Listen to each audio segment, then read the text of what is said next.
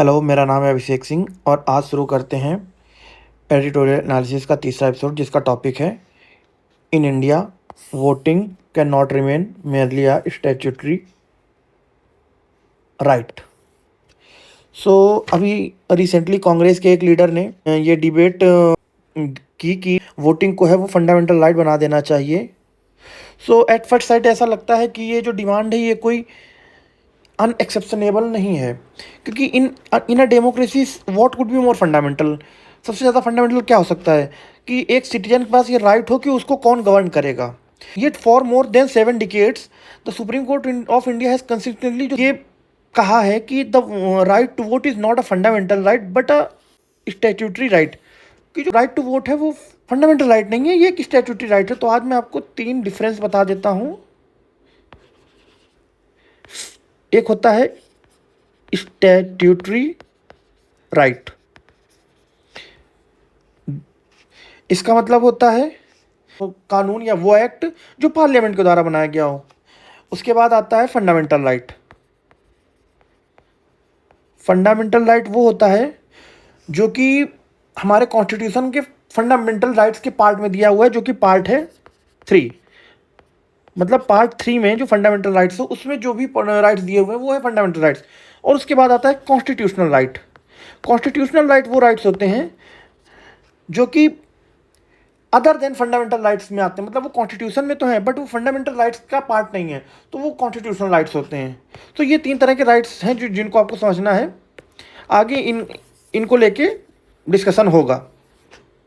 फिर उसके बाद बहुत सारे ये केसेस हुए जिनमें आप बहुत सारे केसेस हैं कि Ponnuswami versus returning officer 1952 और Jyoti Basu versus others and Devi Ghoshal versus 1982। इन सब में बार बार सुप्रीम कोर्ट ने ये अफर्म किया कि जो राइट टू वोट है वो एक तरह का लीगल राइट है, एक तरह का स्टैट्यूटरी राइट है, ना कि एक किसी तरह का फंडामेंटल राइट। और इसके पीछे एक लॉजिक जो है वो ये है कि the constitution does not expressly enumerate the right to vote among the fundamental right, क्योंकि कॉन्स्टिट्यूशन ने खुद ही ये अधिकार नहीं दिया है फंडामेंटल राइट्स के अंदर। जब कॉन्स्टिट्यूशन बनाया गया हमारे कॉन्स्टिट्यूशन मेकर द्वारा, उन्होंने पार्ट 3 ऑफ द कॉन्स्टिट्यूशन जिसमें फंडामेंटल राइट्स होते हैं उसमें खुद ही नहीं दिया। तो मतलब होता है कि parliament therefore enjoy considerable latitude in plus. So जो पार्लियामेंट है उसके पास का अधिकार है कि वो प्रेस्क्राइब करे qualification disqualification procedures governing election.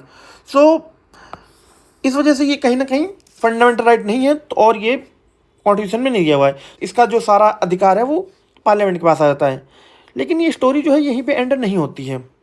आगे चलते हैं, हम देखते हैं कि जो इस सेंचुरी की जो स्टार्टिंग ईयर्स थे उसमें एक दो केसेस होते हैं। जैसे कि पहला केस होता है 2002 में union of India versus association of democratic reform, जिसको हम एडीआर भी बोलते हैं। इसमें कोर्ट ने हेल्ड किया कि that right to know the जो इलेक्शन लड़ रहे हैं उनके बारे में उनकी क्वालिफिकेशन जानना, उनके फाइनेंशियल एसेट जानना, उनके क्रिमिनल रिकॉर्ड जानना, एजुकेशनल बैकग्राउंड जानना, ये कहीं ना कहीं फंडामेंटल राइट का पार्ट है, जो कि आर्टिकल 19 के 1 के ए में है, जो कि है और right to freedom of speech and expression. कहीं ना कहीं कोर्ट का ये कहना था कि अगर कोई कैंडिडेट पार्टिसिपेट कर रहा है इलेक्शन में तो उसके बारे में जानना ये वोटर्स का अधिकार है। क्योंकि right to free speech and expression में एक्सप्रेशन तभी हो सकता है जब वो इंडिविजुअल है वो इन्फॉर्म्ड हो। एक इन्फॉर्म्ड सिटीजन ही एक इन्फॉर्म्ड डिसीजन ले सकता है। तो अगर वो उसका एक पॉलिटिकल एक्सप्रेशन है वोट डालना, तो उसके लिए उसको इन्फॉर्म्ड होना चाहिए। तो यहाँ से एक कॉन्सेप्ट निकल के आता है राइट टू नो का, जो कि सुप्रीम कोर्ट ने इस केस के बाद बोला। उसके बाद लेटर एक और केस आता है people union of civil liberties versus union of India. तो कोर्ट ने फिर से एक इंपॉर्टेंट डिसीजन बताया। उसने फिर से रिआइटरेट किया कि जो राइट टू वोट है वो स्टैट्यूटरी राइट है। It held that freedom of voting that is freedom to make inform choice is a fundamental right. वापस से वही कि फ्रीडम टू मेक एक इन्फॉर्म चॉइस होना भी फंडामेंटल राइट के अंदर आता है। तो कहीं ना कहीं ये एक तरह का कॉन्स्टिट्यूशनलाइजेशन शुरू हो गया। जो अर्लियर सिर्फ स्टैट्यूटरी राइट हुआ करता था, अब उसका कॉन्स्टिट्यूशनलाइजेशन शुरू हो गया, मतलब उसको कॉन्स्टिट्यूशन में जगह मिलना शुरू हो गई कि हमें आर्टिकल 19 के 1 में राइट टू नो का एक अधिकार दिया जा रहा है कि आप इन्फॉर्म चॉइस तभी लेंगे जब आपको इन्फॉर्मेशन होगी। और उसका जो सबसे बड़ा डेवलपमेंट आया वो 2013 में आया नोटा के जजमेंट में। नोटा मतलब नन ऑफ द अबव। ये हमें अधिकार देता है कि अगर हमें कोई भी कैंडिडेट नहीं पसंद है तो हम नोटा चूज कर सकते हैं।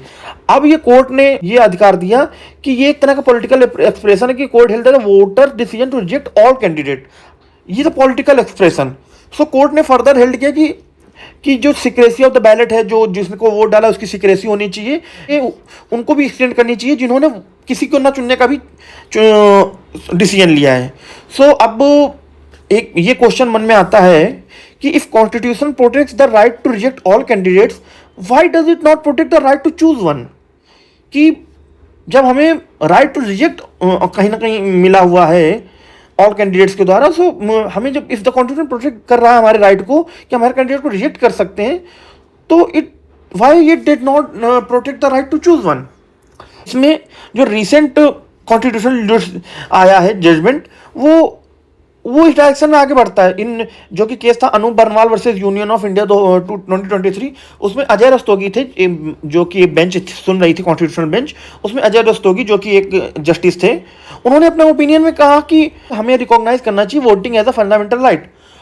ऑल्दो मेजॉरिटी में ये नहीं गया क्योंकि बाकी जो जजेस थे उस बेंच में, उन्होंने रीअफर्म किया कि जो वोटिंग है ये कॉन्स्टिट्यूशनल राइट है रादर देन अ मिस। उन्होंने कहा कि हाँ ये स्टैट्यूटरी नहीं है बट ये कॉन्स्टिट्यूशनल राइट है, लेकिन फंडामेंटल राइट नहीं है।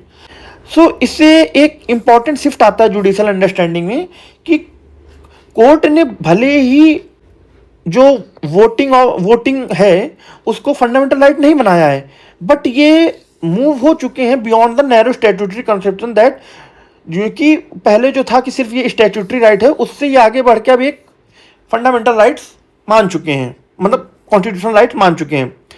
सो अब ये जो एनोमॉली है ये और स्ट्राइकिंग हो जाती है जब इसको आप देखते हैं बेसिक स्ट्रक्चर के डॉक्ट्राइन की, जो कि आया था Kesavananda Bharati versus state of Kerala 1973 में। हम जैसा कि जानते हैं जो डॉक्ट्राइन आया था कि बेसिक स्ट्रक्चर का डॉक्ट्रिन आया था। सो उसमें कोर्ट ने रिपीटेडली उसके बाद ये हेल्ड किया है कि डेमोक्रेसी जो है वो कॉन्स्टिट्यूशन का बेसिक स्ट्रक्चर है। और जो इंदिरा गांधी वर्सेस श्री राज नारायण का केस हुआ था, उसमें उन्होंने कहा था कि फ्री एंड फेयर इलेक्शन जो है वो इसेंशियल फीचर्स हैं डेमोक्रेसी के, और ये बात के और भी केसेस में एफर्म हुआ है।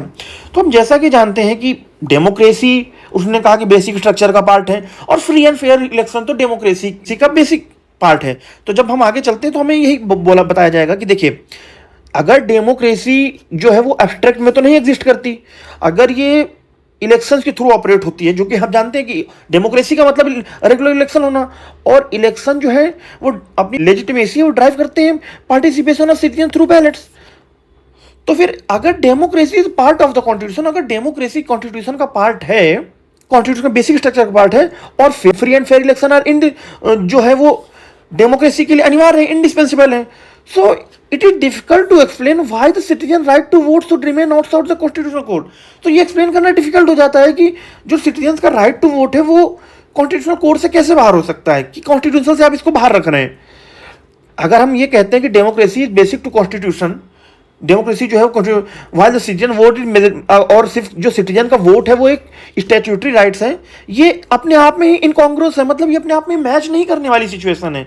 A democracy without voter is inconceivable. क्या हम ऐसा मान सकते हैं कि कोई डेमोक्रेसी है लेकिन वहां पे वोटर्स ही नहीं है? और हम जब जानते हैं कि डेमोक्रेसी जो है वो हमारे कॉन्स्टिट्यूशन का बेसिक स्ट्रक्चर का पार्ट है, तो फिर वोटिंग होना कैसे नहीं हो सकता? तो ये अपने आप में ही रेजोनेंस साउंड नहीं कर रहे हैं।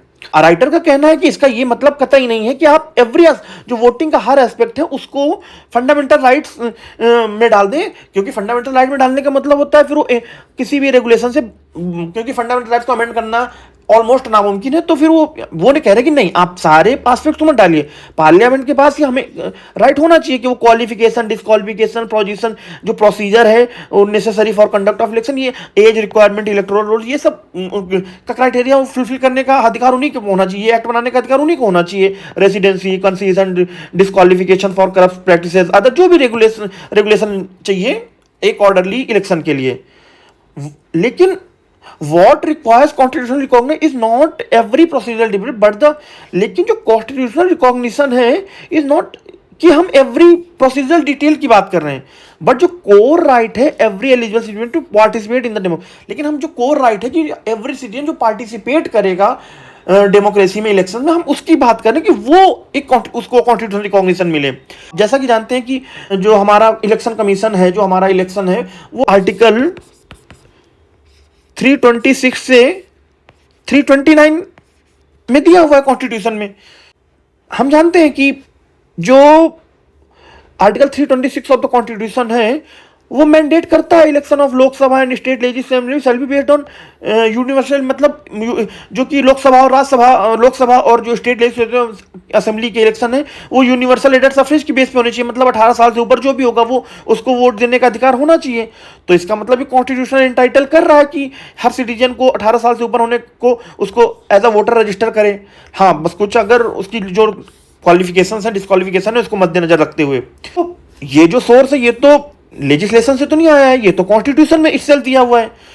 तो इसका मतलब जो हम देख रहे हैं कि हम देखते हैं कि द मैकेनिक्स ऑफ वोटिंग में भी स्टैट्यूटरी बट द सिटीजंस इंस्टाइट, जो वोटिंग का मैकेनिज्म है वो तो एक तरह से स्टैट्यूटरी है, बट सिटीजन का वोटर होना जो है वो सीधा कॉन्स्टिट्यूशन से निकल के आ रहा है। तो ये एक तरह का पैराडॉक्स क्रिएट करता है। सो फाइनली जो आर्टिकल का कंक्लूजन है वो यही कहते हैं कि अब जो टाइम आ गया है कि कोर्ट जो है अपने डॉक्ट्रिन, जो ओल्ड डॉक्ट्रिन्स हैं, उनको फिर से रिविजिट करे कि constitution in a constitution where democracy and free and fair election, अगर जिस कॉन्स्टिट्यूशन में डेमोक्रेसी और में फ्री एंड फेयर इलेक्शन जो है वो बेसिक स्ट्रक्चर का पार्ट है, citizens voters can not remain. So जो सिटीजन्स का वोट है वो एक कॉन्स्टिट्यूशनल ऑर्फन की तरह नहीं रह सकता है। तो जो बैलेट है वो सिर्फ एक तरह, किसी भी तरह का स्टैट्यूटरी प्रिविलेज नहीं है जो पार्लियामेंट ने हमें दे दिया है। ये वो इंस्ट्रूमेंट है जिससे कि हम अपना जो हमें गवर्न करेंगे उनको हम चुनते हैं। एक रिपब्लिक स्टेट अपनी डेमोक्रेटिक जो लेजिटिमेसी है उसको रिन्यू करता है एक डेफिनेट पीरियड के टाइम, जैसे इंडिया में 5 साल है। आफ्टर ऑल जो है कॉन्स्टिट्यूशन जो है वो प्रोटेक्ट करता है right to reject every candidate. वो अगर प्रोटेक्ट कर रहा है कि आप हर कैंडिडेट को रिजेक्ट कर सकते हैं, सो ये it can scarcely deny protection तो राइट टू चुनन। सो ये कहना बिल्कुल सही नहीं होगा कि ये उसको डिनाई कर देगा कि आपको उस तरह का प्रोटेक्शन मिले कि आपको चुनना किसको है। अगर कॉन्स्टिट्यूशन आपको ये अधिकार दे रहा है कि आपको किसी को नहीं चुनना है, तो कॉन्स्टिट्यूशन डेफिनेटली ये अधिकार देता होगा कि आपको चुनना किसको है। सो आर्टिकल का यही मतलब है कि कोर्ट से उनको फिर से ये देखना चाहिए कि ये कहीं ना कहीं फंडामेंटल राइट है, और या तो पार्लियामेंट को इस तरह का बनाना चाहिए और वो रिकॉग्नाइज करे कि जो वोटिंग है वो कॉन्स्टिट्यूशनल राइट होना चाहिए। सो ये था आज का आर्टिकल। मिलते हैं आपसे नेक्स्ट एडिटोरियल एनालिसिस में। Thanks for watching.